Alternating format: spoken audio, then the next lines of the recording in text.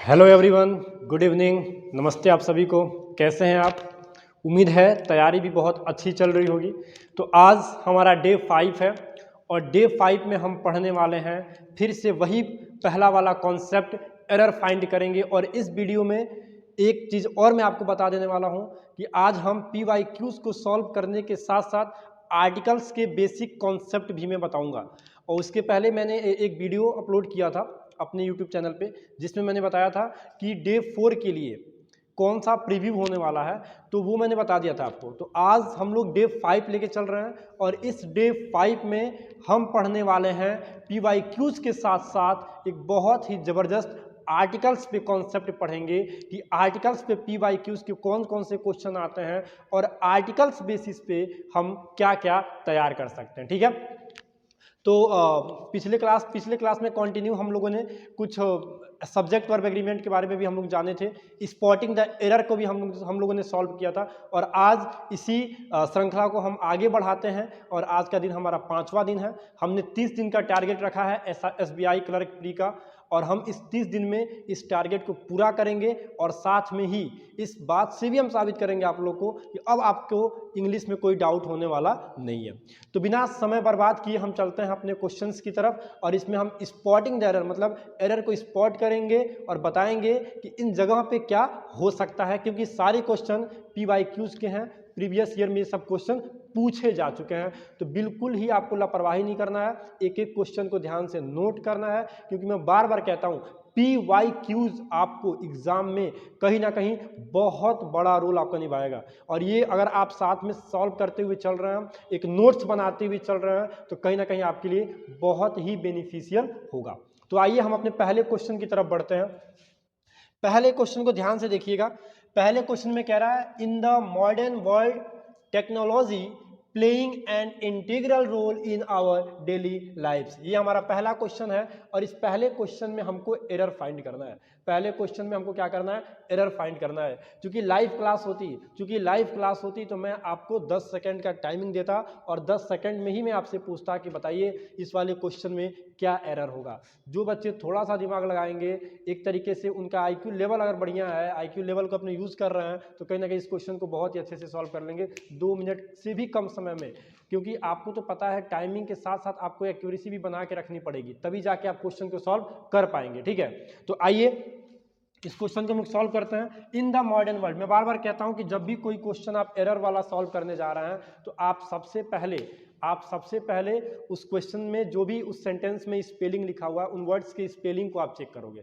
अगर स्पेलिंग वहां पे कोई मिस्टेक नहीं है तो फिर आप SB कंकर्ड का रूल वहां पे अप्लाई करोगे। फिर हम आगे जो अलग अलग टॉपिक्स हैं उन पे हम चर्चा करते हैं। ठीक है, तो आइए सबसे पहले हम लोग in the modern world technology playing an integral role in our daily life. यानी कि ये जो स्पेलिंग था, स्पेलिंग यहाँ पे मिस्टेक नहीं है, स्पेलिंग सब सही है। अब हम लोग को चेक करना है कि क्या जो इसमें वर्ड यूज किया गया है वो सही है कि नहीं। ध्यान दीजिएगा, इन द मॉडर्न वर्ल्ड। अब ये जो मॉडर्न वर्ल्ड है ये क्या शो कर रहा है बेटा? ये शो कर रहा है प्रेजेंट सेंस। क्या शो कर रहा है? Present sense. और यहाँ पे दिया है टेक्नोलॉजी प्लेइंग। ध्यान दीजिएगा, इन the modern world technology, subject हमारा क्या है? टेक्नोलॉजी है। सब्जेक्ट क्या है हमारा? सब्जेक्ट हमारा टेक्नोलॉजी है। तो अगर टेक्नोलॉजी को हम देख के चलते हैं तो टेक्नोलॉजी प्लेइंग कह रहा है, सब्जेक्ट उसके बाद तुरंत प्ले। ये टेक्नोलॉजी जो हो गया हमारा नाउन हो गया ऑलरेडी, और इसके बाद तुरंत ये देखो ING फॉर्म दे दिया, जिरंड वाला फॉर्म दे दिया। तो एक साथ दो नाउन कैसे हो सकते हैं? टेक्नोलॉजी प्लेइंग कह रहा है। अब यहाँ पे मेन रोल टेक्नोलॉजी प्लेइंग के बाद an integral role in our daily life. तो यही तो हमारा वर्ब है, और वर्ब या तो इसके साथ आप इज का यूज करो कॉन्टिन्यूअस फॉर्म में, अदरवाइज यहाँ पे प्लेज हो जाएगा। Technology plays an integral role in our daily life. ठीक है, तो यहाँ पे प्लेइंग जो था वो मिस्टेक कर दिया था, प्लेइंग नहीं होना चाहिए, प्लेइंग ही हमारा एरर था, वहां पे प्लेज हो जाएगा। ओके, अब हम बढ़ते हैं अपने अगले क्वेश्चन की तरफ। उसके पहले मैं यहाँ पे जो इरेज हो गया था उसको हम सही कर देते हैं। ठीक है, अब ध्यान दीजिए सॉरी, सेकंड क्वेश्चन हमारा क्या कह रहा है? सेकंड क्वेश्चन पे जरा फोकस कीजिएगा। सेकंड क्वेश्चन हमारा कह रहा है he preferred coffee than tea because it was stronger. फिर क्वेश्चन को ध्यान से देखिएगा। क्वेश्चन हमारा कह रहा है he preferred coffee than tea because it was stronger. अब यहाँ पर मैं आपको एक बात बताऊंगा, उसको अच्छे से आप नोट कर लीजिए। और ऐसे क्वेश्चन आपको पूछे जा चुके हैं और पूछे भी जा सकते हैं, याद रखिएगा, पूछे भी जा सकते हैं, ध्यान दीजिएगा। यहाँ पे जब भी प्रीफर्ड आएगा, ये सबसे पहले कंपैरेटिव डिग्री है तो देन तो लगना ही लगना है, चलो ठीक है। लेकिन याद रखना प्रीफर, कुछ ऐसे वर्ड्स होते हैं जिनका अगर हम कंपैरेटिव डिग्री में यूज करते हैं तो देन का यूज नहीं करते हैं। कुछ ऐसे वर्ड्स होते हैं, कुछ ऐसे एडजेक्टिव होते हैं जिनके साथ देन यूज नहीं हो सकता है, कभी नहीं हो सकता है। अब वो कैसे कहोगे, तो कौन कौन से वर्ड हैं? प्रीफर है, सुपीरियर है, जूनियर है। ये कुछ ऐसे वर्ड हैं बेटा, कुछ ऐसे वर्ड है जिनके साथ कभी भी THAN देन कभी भी यूज नहीं किया जा सकता है। कुछ ऐसे वर्ड जिनके साथ THAN देन का यूज कभी नहीं किया जा सकता है, तो उनके साथ क्या यूज करते हैं? तो उनके साथ हम लोग टू का यूज करते हैं। क्या यूज करते हैं उनके साथ हम लोग टू का यूज करते हैं। तो आप देख सकते हो यहाँ पे जो लिखा था he preferred coffee than tea because it was stronger, ये गलत है। यहाँ पे क्या होगा? Coffee to tea. क्या होगा बेटा? Coffee to tea. Previous year में पूछा जा चुका है, ठीक है ना, तो इससे आप लोग लापरवाही मत कीजिएगा। देन यूज नहीं होगा, यहाँ पे टू यूज होगा। क्या यूज होगा? टू यूज होगा। ओके, नाउ नेक्स्ट क्वेश्चन पे हम देखते हैं द ऑडियंस। आई होप कि ये दोनों क्वेश्चन आपको समझ में आ गया होगा, ठीक है। और ये बहुत बड़ा एक नोट्स भी है, इसको आप नोट कर लीजिएगा कि इनके साथ देन का यूज हम नहीं कर सकते हैं, इनके साथ देन का यूज नहीं कर सकते। इनके साथ कंपैरेटिव डिग्री में आते समय देन को रिप्लेस करके टू का यूज किया जाता है। किसका यूज किया जाता है? टू का यूज किया जाता है, ठीक है। आइए, जो थर्ड क्वेश्चन है हमारा, ध्यान दीजिएगा, थर्ड क्वेश्चन क्या कह रहा है? थर्ड क्वेश्चन कह रहा है the audience were becoming restive as they waited for the performance to begin. The audience were becoming, देखो स्पेलिंग सबसे पहले हमने चेक किया, ऑडियंस की स्पेलिंग सही था, वर सही है, बिकमिंग सही है, रेजिस्टिव सही है, as they waited for the performance to begin. लेकिन यहां ध्यान दीजिएगा, ये क्या है? ये टू है। जब टू है तो टू के साथ मेन वर्ब का फर्स्ट फॉर्म आना चाहिए, जो कि यहाँ पे बिल्कुल सही कर दिया है। टू के साथ मेन वर्ब का फर्स्ट फॉर्म आना चाहिए, तो टू के साथ मेन वर्ब का फर्स्ट फॉर्म आया है, इसमें कोई भी मिस्टेक नहीं है। ये तो यहाँ पे बिल्कुल इसको क्या कर दिया? सही कर दिया। तो एक तो हमारा जो एक तरीके से कभी कभी ऐसा होता है कि इसी क्वेश्चन को 4 से 5 ऑप्शन में डिवाइड कर देगा, पैराग्राफ में डिवाइड कर देगा। अब आपको बताना रहेगा कि ए में मिस्टेक है, कि बी में मिस्टेक है, कि सी में मिस्टेक है। तो अगर मान के चलो कि अगर ये यहाँ पे ऐसे कर दिया, फॉर की जगह पे कर दिया, बिकमिंग की जगह पे कर दिया, ऑडियंस वर्क 4 ऑप्शन हो गया।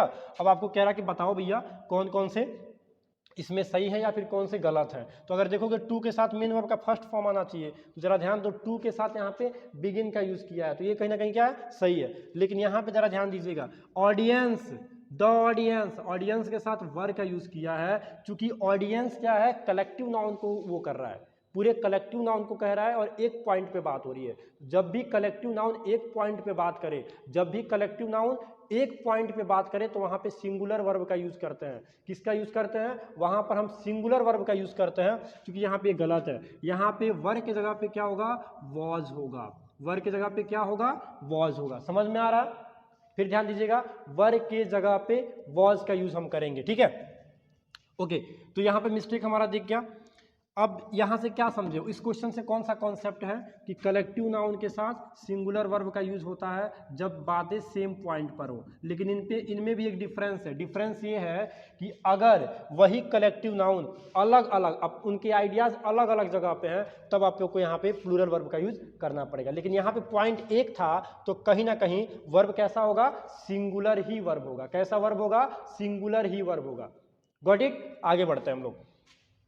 क्वेश्चन नंबर 4 देखिएगा क्या कह रहा है। Scarcely had I got through the door then the phone rang. ठीक है, अब आपको यहाँ पे बताना है क्या मिस्टेक है। अब आपको यहाँ पे बताना है क्या मिस्टेक है, ठीक है। जो थोड़ा सा दिमाग लगाया होगा वो पकड़ लिया होगा भैया कि क्या मिस्टेक। लोग अभी भी जो इस पॉइंट को देख रहे होंगे वो समझ रहे होंगे यार भाई क्या मिस्टेक है, क्या मिस्टेक है। ध्यान दीजिएगा, आई के साथ चूंकि ये हैड है, तो हैड तो पास्ट सेंस ही हमारा बताता है। हैड कैसा सेंस बताता है? हैड हमारा पास्ट सेंस बताता है। तो जब पास्ट सेंस बताता है तो भैया कहीं ना कहीं ये आई के साथ तो गॉट हो सकता है, इसमें तो कोई दिक्कत नहीं है।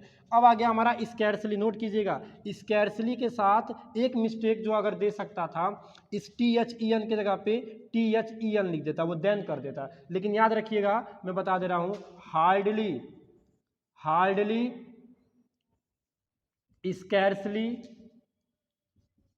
रेयरली, इन सब के साथ जो कंपैरेटिव डिग्री में देन का यूज करते हैं, देन का यूज नहीं करते हैं। तो खैर यहाँ पे नो एरर था, कोई भी मिस्टेक नहीं था, क्योंकि हर जगह पे हर पॉइंट के अकॉर्डिंग वो सही यूज किया है। तो यहाँ पर तो कोई मिस्टेक नहीं था, यहाँ पे जो भी क्वेश्चन थे सब यहाँ पर इस वर्ड्स में सब सही थे, ठीक है ना। तो याद रखिएगा कि यहाँ पर हाँ मिस्टेक कब दे सकता था, इनके साथ वो THEN देन का यूज कर सकता है। तो आप सावधान रहिएगा, जब भी स्कैर्सली, हार्डली, रेयरली ऐसा जब भी केस आए नो सूनर वाला, तो आपको याद रखिएगा वहां पर हम देन का यूज करते हैं, THEN देन का यूज करते हैं, हम वहां पे देन का यूज नहीं कर सकते, ठीक है। तो ये हमारा स्पॉटिंग द एरर का प्रीवियस ईयर का क्वेश्चन था, जो स्पॉटिंग द एरर पे था।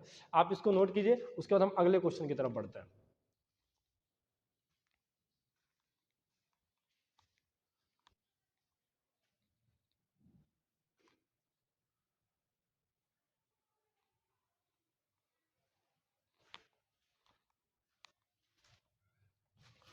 ओके एवरीवन, अब स्पॉटिंग द एरर सॉल्व करने के बाद हम लोग आ चुके हैं अपने दूसरे टाइप वाले क्वेश्चन पे, जो कि ये देगा कि आपको एक सेंटेंस होगा, एक पैराग्राफ होगा, उस पैराग्राफ में कुछ ऐसे वर्ड्स होंगे जिनके नीचे वो अंडरलाइन कर देगा, और अंडरलाइन किए गए वर्ड्स में आपसे पूछेगा कि आप बताओ कि इसमें से कौन सा ऐसा वर्ड है जिसकी जो स्पेलिंग है वो मिस्टेक है। तो स्पेलिंग मिस्टेक को हम चेक करेंगे, स्पेलिंग चेकिंग पे हम आते हैं और ये देखते हैं कि हमारे सामने, याद रखिएगा हमारे सामने दो क्वेश्चन हैं और उन दो क्वेश्चन को हमको देखना है, और दोनों क्वेश्चंस में जो अंडरलाइन वर्ड्स हैं, ध्यान दीजिएगा, जो भी वर्ड्स के नीचे अंडरलाइन किया गया है उसमें आप उसको देखना है और बताना है क्या कि ये जो वर्ड यूज किया गया है इसकी स्पेलिंग सही है। अगर स्पेलिंग सही है तो नो एरर हो जाएगा, और अगर किसी एक में भी अगर स्पेलिंग मिस्टेक है तो वो ABC करके ऑप्शन दिया रहेगा। मैंने ऑप्शन नहीं दिया, मैं डायरेक्ट वर्ड्स को लिख के नीचे मैंने अंडरलाइन कर दिया, और हम चेक करेंगे कि क्या इन वर्ड्स के स्पेलिंग सही है या फिर रॉन्ग है, ठीक है। आइए, पहला क्वेश्चन है हमारा, embracing authenticity fosters confidence and contentment, allowing us to create our accepted genuine ourselves in life। इसमें 3 वर्ड्स के नीचे उसने अंडरलाइन किया है, 3 वर्ड्स के नीचे उसने अंडरलाइन किया है, और हम लोग को चेक करना है कि क्या इन वर्ड्स की स्पेलिंग सही है या फिर रॉन्ग है, ठीक है। आइए, ऑथेंटिसिटी को हम देखेंगे जो कि बिल्कुल ही सही है। कंटेंटमेंट की भी स्पेलिंग यही होती है, CONTENTMENT, और जिनविन की भी स्पेलिंग सही है। तो जितने भी इसमें वर्ड्स के नीचे उसने अंडर, सबको नहीं चेक करना है, फिर मैं बता दे रहा हूँ आपको, सब सारे वर्ड्स को आपको चेक नहीं करना है, आपको वही वर्ड्स चेक करना है जिसके नीचे उसने अंडरलाइन किया है। तो जिसके नीचे अंडरलाइन किया जाएगा उसी वर्ड्स को आपको चेक करना और बताना है कि इनकी स्पेलिंग सही है या फिर गलत है। तो हमने देखा ऑथेंटिसिटी को, कंटेंटमेंट को, जिनविन को, तीनों की स्पेलिंग सही है, तो हम यहाँ पे लिखेंगे नो एरर। क्या लिख देंगे हम? नो एरर, क्योंकि इसमें कोई भी मिस्टेक नहीं था, इसमें कोई भी मिस्टेक नहीं था, ठीक है। नेक्स्ट क्वेश्चन की तरफ हम बढ़ते हैं।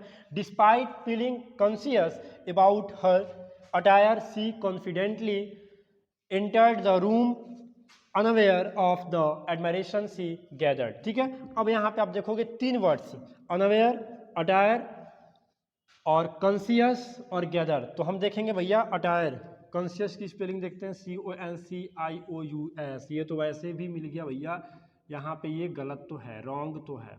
खैर आगे भी चेक कर लेते हैं, क्या कोई ऐसा तो वर्ड नहीं है कि एक ही सेंटेंस में 2 वर्ड को मिस्टेक में दे दिया है, 2 वर्ड की स्पेलिंग गलत कर दिया, उसको भी हम देख लेते हैं। गैदर देखते हैं, गैदर कहीं ना कहीं सही है, कहीं ना कहीं एकदम कॉन्फिडेंटली 100% श्योर है ये वही सही है, इसकी स्पेलिंग यही होती है। अनअवेयर की भी स्पेलिंग सही है, अटायर इसकी भी स्पेलिंग सही है। बच गया हमारा कॉन्शियस, कॉन्शियस की स्पेलिंग जो की है रॉन्ग कर दिया गया है। सही क्या होगा कॉन्शियस की स्पेलिंग? चलिए, CONCIOUS, कॉन्शियस की स्पेलिंग जो है गलत है, तो सही इसका जवाब होगा CONSCIOUS, ये कॉन्शियस होगा। तो इसका मतलब होता है अचेत हो जाना, ठीक है। चेत हो जाना, सॉरी माफ कीजिएगा, होश में आना इसको बोलते हैं कॉन्शियस। अनकॉन्शियस का मतलब होता है अचेत होना, बेहोश हो जाना, ठीक है। तो यहाँ पे कॉन्शियस की स्पेलिंग मिस्टेक दिया था, ठीक है। तो इस तरीके से आपको स्पेलिंग चेकिंग भी क्वेश्चन आ सकते हैं। आपको ऑप्शन दिया रहेगा, आपको ऑप्शन में उन वर्ड्स को लिख दिया जाएगा, उनके नीचे अंडरलाइन कर दिया जाएगा, फिर आपसे पूछा जाएगा कि आप बताओ ए वाला मिस्टेक है कि बी का मिस्टेक है, सी का, डी का, या फिर एक ऑप्शन और रहेगा आपके पास, या फिर वो नो एरर का है, ठीक है।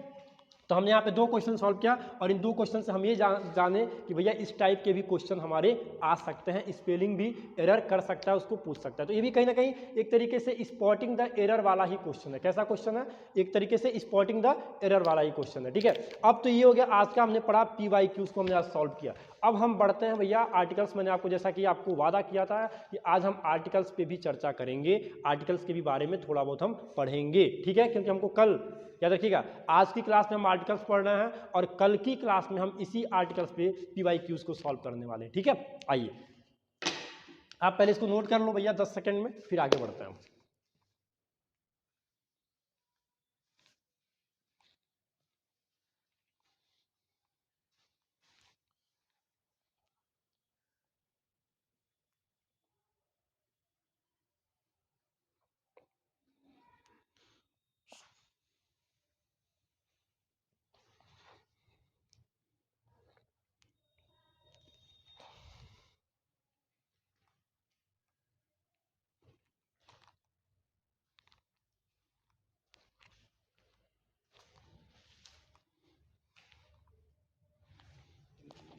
तार, ठीक है।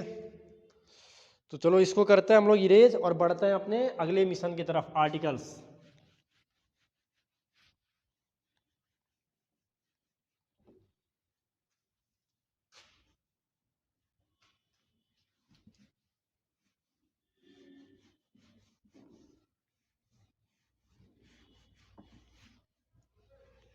ओके, तो आज हम बढ़ते हैं आर्टिकल्स की तरफ से।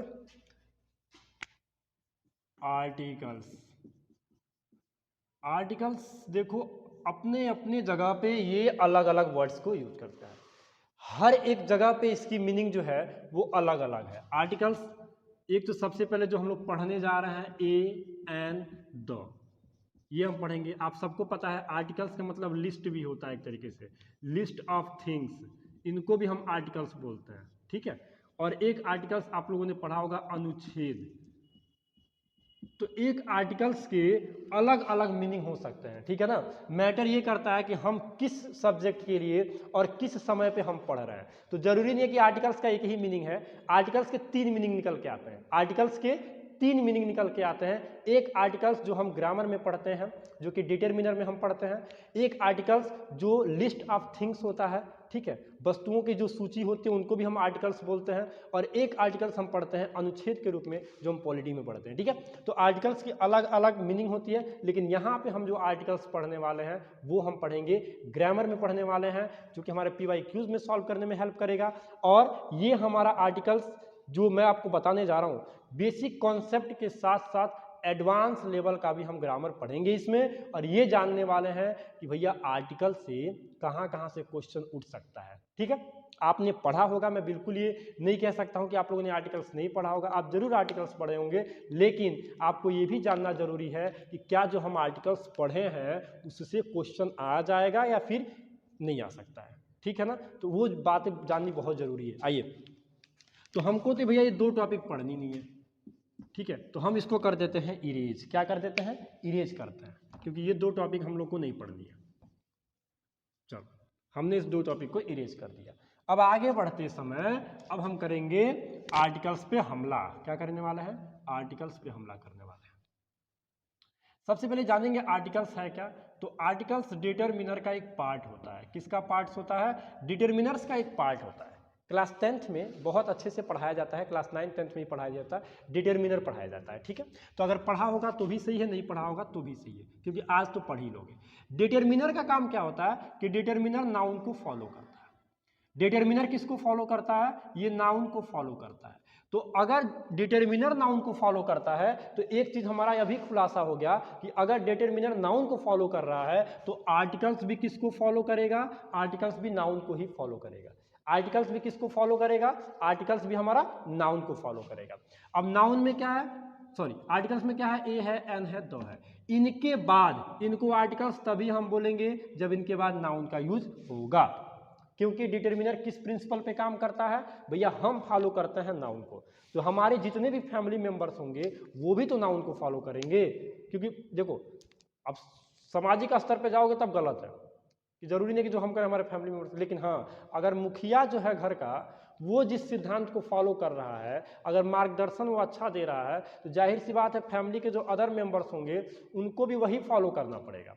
समझ में आ रहा है कि नहीं आ रहा है, क्योंकि वो मुखिया है, वो प्राइम आदमी है। इसीलिए आर्टिकल्स का मुखिया डिटर्मिनर होता है और डिटर्मिनर फॉलो करता है नाउन को, इसलिए आर्टिकल्स भी किसको फॉलो करेगा, नाउन को फॉलो करेगा। तो आर्टिकल्स पढ़ने के लिए एक पार्ट्स ऑफ स्पीच में सिर्फ एक ही चीज जानना बहुत इंपॉर्टेंट है, वो है नाउन। क्या है, नाउन है। आइए तो अब हम जानेंगे कि भैया आर्टिकल्स के जो एलिमेंट्स होते हैं वो दो पार्ट्स में डिवाइड होते हैं। आर्टिकल्स के एलिमेंट्स कितने पार्ट्स में डिवाइड होता है, दो पार्ट्स में डिवाइड होता है। एक होता है डिफिनिट आर्टिकल, क्या होता है, डिफिनिट आर्टिकल्स, और एक होता है इनडिफिनिट आर्टिकल्स। क्या होता है, इनडिफिनिट आर्टिकल्स। फिर ध्यान दीजिएगा, एक होता है डिफिनिट आर्टिकल्स और एक होता है इनडिफिनिट आर्टिकल्स। ठीक है, डिफिनिट में आता है ए और एन, डिफिनिट में क्या आता है, ए और एन, और डिफिनिट में क्या आता है, रॉन्ग हो गया, एक मिनट माफ कीजिएगा, डिफिनिट में हमारा दो आता है, डिफिनिट आर्टिकल्स में दो आता है, और इनडिफिनिट में आता है ए और एन। ठीक है, ये क्लियर हुआ।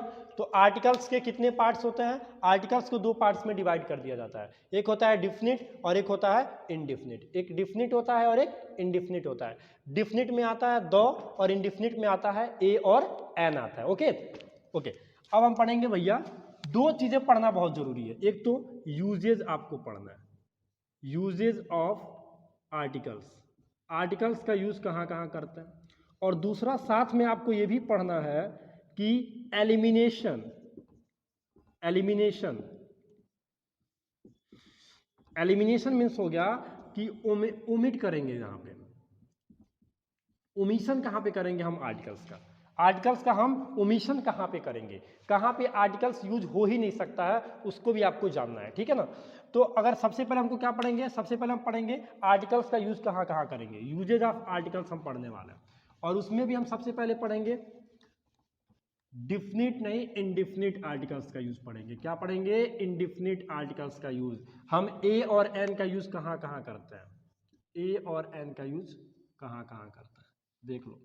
सबसे पहले तो जान लो, कॉन्सोनेंट साउंड के पहले, कॉन्सोनेंट साउंड के पहले, कॉन्सोनेंट साउंड के पहले हम ए का यूज करेंगे, और वॉवेल साउंड के पहले, और वॉवेल साउंड के पहले हम यूज करेंगे एन का। सब कुछ डिपेंड करता है साउंड पे, सब कुछ किस पे डिपेंड करता है, साउंड पे सब कुछ डिपेंड करता है। अगर वो स्टार्ट भले ही कॉन्सोनेंट लेटर से हुआ हो, लेकिन अगर साउंड दे रहा है तुम्हारा वॉवेल का, तो तुम उसके पहले एन का यूज करोगे। वो भले ही वॉवेल लेटर से स्टार्ट हो रहा हो, लेकिन अगर साउंड दे रहा है कॉन्सोनेंट का, तो तुम वहां पे ए का यूज करोगे। ठीक है ना, जैसे भैया बी ओ वाई बॉय, ये तो कॉन्सोनेंट लेटर भी है और कहीं ना कहीं ये ब से स्टार्ट होगा, तो यहां पर तो ए लगना ही लगना है। लेकिन अगर उसने दे दिया, ध्यान दीजिएगा, अगर उसने दे दिया एम एल ए, ध्यान दीजिएगा, तो ये तो स्टार्ट हुआ ना एम से, कॉन्सोनेंट लेटर है, लेकिन जब हम इसको प्रोनाउंसिएट करेंगे तो ये एम लिख के आ रहा है, और ये जो ए है ये क्या बता रहा है, ये वॉवेल बता रहा है। तो जब वॉवेल बता रहा है तो फिर वहां पे क्या हो जाएगा, जब वॉवेल बता रहा है तो फिर वहां पे एन का यूज कर देंगे ना हम वहां पे। इसलिए बोलते हैं सब कुछ डिपेंड करता है किस पे, सब कुछ डिपेंड कर रहा है साउंड पे। सब कुछ किस पे डिपेंड कर रहा है, सब कुछ डिपेंड कर रहा है साउंड पे। साउंड जैसा होगा उसके अकॉर्डिंग हम ए और एन का यूज करेंगे। तो ये बातें क्लियर हुई।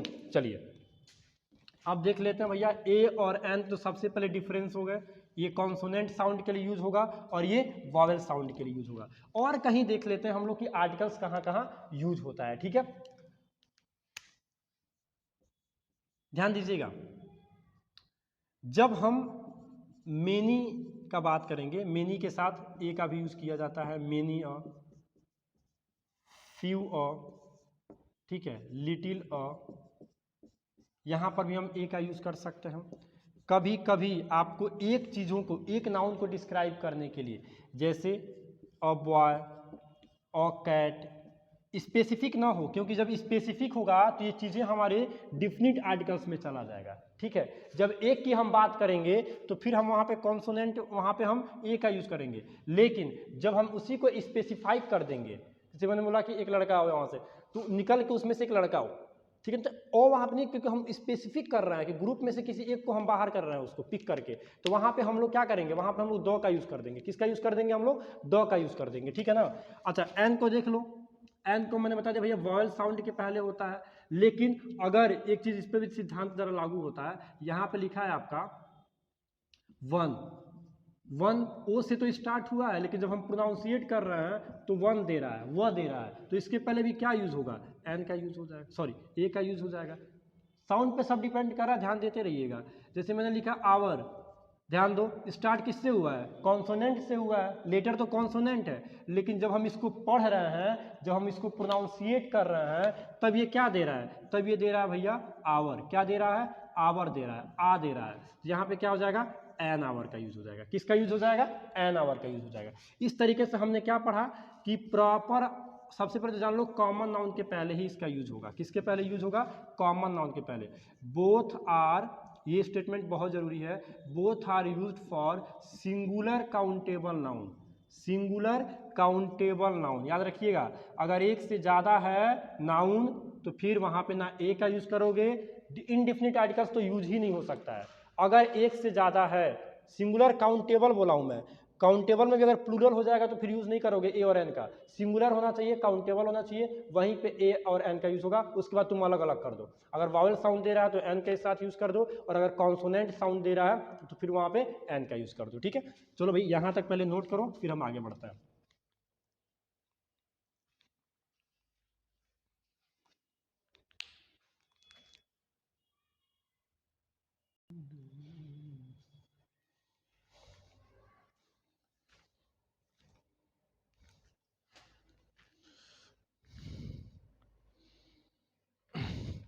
चलो अब आगे बढ़ते हैं हम, और अगली बातों को समझते हैं कि अगला कॉन्सेप्ट क्या कहता है। तो अब हम बढ़ेंगे कि सर कभी कभी हम देखते हैं कि द चिल्ड्रन भी लिख देते हैं और अ चाइल्ड भी लिख देते हैं। क्या अंतर है भैया? अगर मान के चलो, अब सबसे उसके पहले हम इनडिफिनिट डिफिनिट आर्टिकल्स का यूज पढ़ लो पहले, कि द का यूज कहाँ कहाँ करते हैं। डिफिनिट आर्टिकल्स का यूज कहाँ कहाँ करेंगे आप देखिएगा जरा। सबसे पहले, क्योंकि ज्यादातर क्वेश्चन यहीं से आता है कि डिफिनिट आर्टिकल्स का यूज कहाँ कहाँ करेंगे। सबसे पहला point, before proper noun. Proper noun के पहले हम द का यूज करेंगे। अब समझिएगा, प्रॉपर नाउन में तो राम भी आता है, प्रॉपर नाउन में तो किसी का भी नेम आ सकता है, कमलावती भी आ सकती हैं, प्रॉपर नाउन में तो ये आएंगे। लेकिन क्या इस कमलावती के साथ, राम के साथ द लग सकता है? बिल्कुल नहीं, बिल्कुल ही नहीं लग सकता है।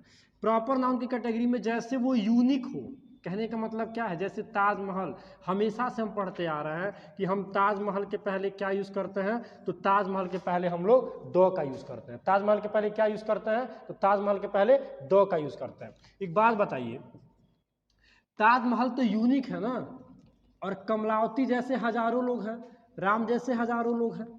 ठीक है, क्योंकि कोई भी नेम हम ले सकते हैं, साधारण सा नेम अगर हम लेते हैं तो उनके जैसा बहुत लोग, लेकिन ताजमहल क्या है, यूनिक है। तो प्रॉपर नाउन में भी, यहाँ पे समझने वाली बात यह है कि प्रॉपर नाउन में भी जो यूनिक है उनके पहले हम आर्टिकल्स में द का यूज करेंगे। प्रॉपर नाउन में भी जो प्रॉपर नाउन में जो यूनिक होगा उसके पहले हम लगाएंगे। पहला पॉइंट तो ये हो गया। दूसरी पॉइंट क्या है, before the name of, before the name of forest, river, glacier. ठीक है, उसके बाद आप लिख सकते हो यहां पे एक्सेट्रा का मतलब आप ये मान लीजिए, फॉरेस्ट हो गया, रिवर हो गया, ग्लेशियर हो गया, कोई हिल्स हो गए, कोई लेक हो गया, ओशियन हो गए, इन सब के पहले हम लोग द का यूज करेंगे। साथ में डायरेक्शन, दिशाओं के नेम के पहले भी नेम ऑफ डायरेक्शन के पहले भी जैसे द ईस्ट हो गया, द नॉर्थ हो गया, द साउथ हो गया, द वेस्ट हो गया, द ईस्ट हो गया, इनके पहले भी हम आर्टिकल्स का यूज करेंगे और आर्टिकल्स में दो का यूज करेंगे। किसका यूज करेंगे हम लोग? दो का यूज करेंगे, ठीक है ना। ये हो गया आपका डायरेक्शन में भी हो गया। साथ में देखिएगा सुपरलेटिव डिग्री के, सुपरलेटिव डिग्री के पहले, सुपरलेटिव डिग्री के भी पहले हम लोग क्या यूज करते हैं? द का यूज करते हैं सुपरलेटिव डिग्री के पहले। जैसे ही इज द, जैसे यहाँ पे he is a biggest person लिख दे, he is a biggest person, तो क्या ये सही है? बिल्कुल रॉन्ग हो सकता है। आप जरा ध्यान दीजिएगा, बिगेस्ट, तो बिगेस्ट है क्या? तो बिगेस्ट सुपरलेटिव डिग्री है। बिगेस्ट कैसा नाउ कैसा डिग्री है? सुपरलेटिव डिग्री है। तो सुपरलेटिव डिग्री के पहले अ का यूज नहीं हो सकता है, मतलब इनडिफिनिट आर्टिकल्स का यूज नहीं होगा। सुपरलेटिव डिग्री के पहले डिफिनिट आर्टिकल्स का यूज होगा, और डिफिनिट आर्टिकल्स में क्या है? द है। डिफिनिट आर्टिकल्स में क्या है? द है। तो यहाँ पे क्या हो जाएगा? ये कैंसिल हुआ। यहां पे हम लोग लिखेंगे he is the biggest person. क्या लिख देंगे? He is the biggest person. Clear हुआ? चलो नेक्स्ट बढ़ते हैं हम अपने। चलो वीडियो को पॉज कर लीजिएगा, वीडियो को पॉज करके आप इसको नोट कर लीजिएगा, ठीक है। आगे बढ़ते हैं हम।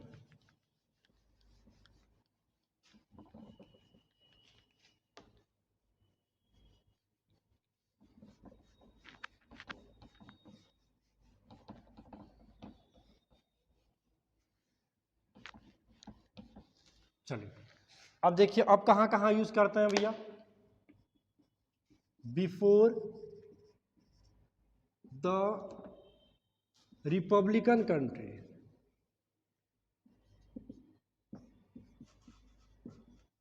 जैसे सपोज डेट मैं आपको बता रहा हूं यूएसए, ध्यान दीजिएगा यहां पर हम लोग दो का यूज करेंगे।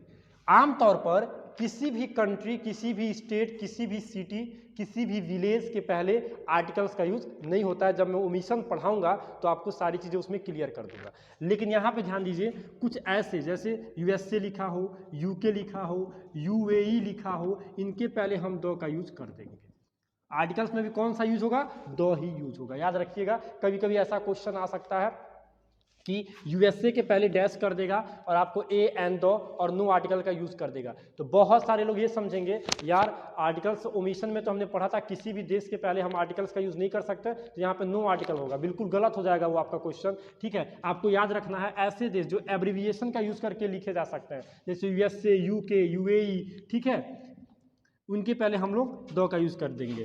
फिर से ध्यान दीजिए, बिफोर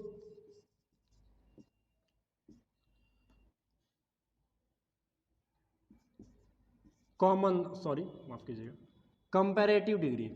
ये वाला पॉइंट बहुत ही इंपॉर्टेंट है, क्योंकि अभी आपने पढ़ा कि सुपरलेटिव डिग्री के पहले हम लोग दो का यूज करते हैं। सुपरलेटिव डिग्री के पहले हम लोग दो का यूज करते हैं, लेकिन कभी कभी कंपैरेटिव डिग्री के पहले भी दो का यूज होता है। कभी कभी कंपैरेटिव डिग्री के पहले भी दो का यूज होता है, और किस केस में होता है, कैसे होता है, उस चीज को देखिएगा। जैसे अगर एक ही सेंटेंस में मोर यू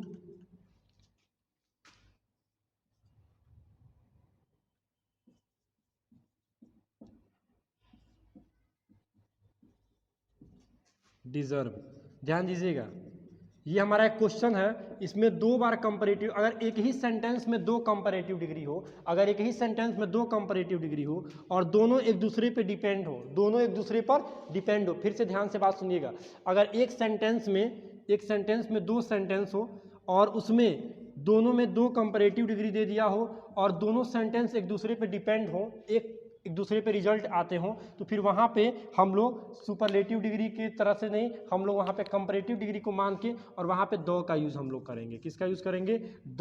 तो ये क्या हो जाएगा? The more you want the more you deserve. समझ में आ रहा ना? ऐसे क्वेश्चन आते हैं, याद रखिएगा इस बात को। और मोर के ही कॉन्सेप्ट पे वो क्वेश्चन दे देगा। किसके कॉन्सेप्ट पे दे देगा? मोर के ही कॉन्सेप्ट पे वो कभी कभी क्वेश्चन दे सकता है, ठीक है। आगे बढ़ते हैं हम लोग, और साथ में अब पढ़ना जरूरी है कि सर ओमिशन भी बता दीजिए साथ में, कि आर्टिकल्स में कहां कहां हम यूज करेंगे ओमिशन।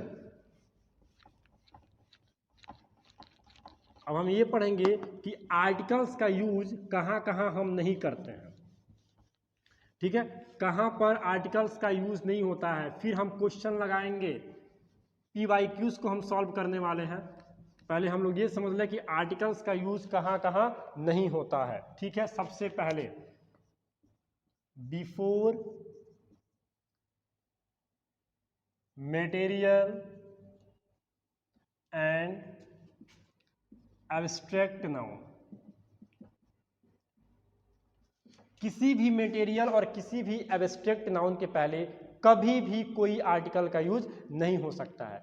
किसी भी एब्स्ट्रैक्ट और किसी भी मटेरियल नाउन के पहले किसी भी आर्टिकल्स का यूज नहीं हो सकता है। जैसे अगर लिखा हो वाटर इज इसेंशियल, यहाँ पे देखिएगा, यहाँ पे हम कोई भी आर्टिकल, नो आर्टिकल का यूज कर सकते हैं, क्योंकि वाटर हमारा क्या है, वाटर हमारा है अनकाउंटेबल नाउन तो है ही, साथ में ही वाटर हमारा मटेरियल नाउन की कैटेगरी में आता है, इसलिए हम वहां पे कोई भी आर्टिकल का यूज नहीं करेंगे। ठीक है, नेक्स्ट, बिफोर